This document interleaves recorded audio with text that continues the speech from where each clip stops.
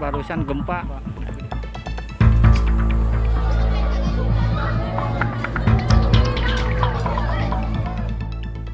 On November 21st, 2022, a 5.6 magnitude quake struck Cianjur town in West Java, Indonesia, killed more than 160 people and leaving hundreds injured by the time this news was written.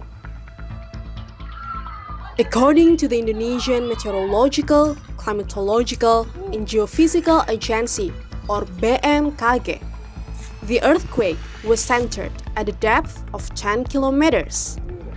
Although it did not cause a tsunami, the earthquake was felt all the way in the Indonesian capital of Jakarta, around 100 kilometers off the site of the natural disaster. Those who were working in high-rises immediately rushed out and went down to the ground floor for safety. While the quake might be shocking to many,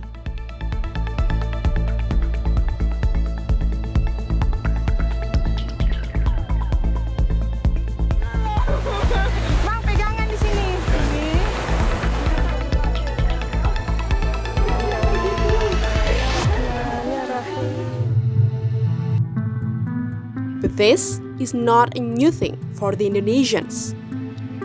Because the country is located between two major tectonic plates, the Australian and Eurasian plate, as well as the Ring of Fire, which may render it very vulnerable to earthquakes and tsunamis. In addition, Southeast Asia is also one of the most disaster-prone regions in the world, since it sits on top of a large grid of tectonic plates.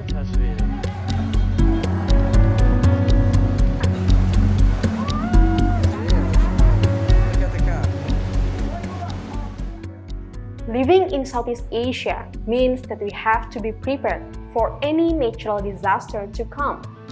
For example, when an earthquake occurs, our very first instinct is to rush out of the building. But is it really the right thing to do? What is the first thing that we need to do during an earthquake?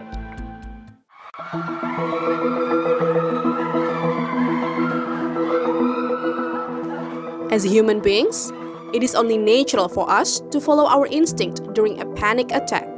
And in the event of earthquakes, this might actually cause us to trip and fall if the tremors are too strong.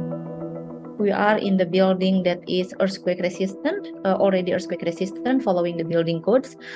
So it is advised that we are not rushing out of the building. We can do the drop, cover, and hold under the table. You drop, and then you hold your head, and then you hold your neck. You touch your head to the ground, so it's a drop. And then you cover your head especially, and then one hand you hold onto something. This can be minimized by practicing drop, cover, and hold on. This way, we can protect ourselves from falling objects while preventing any potential injuries.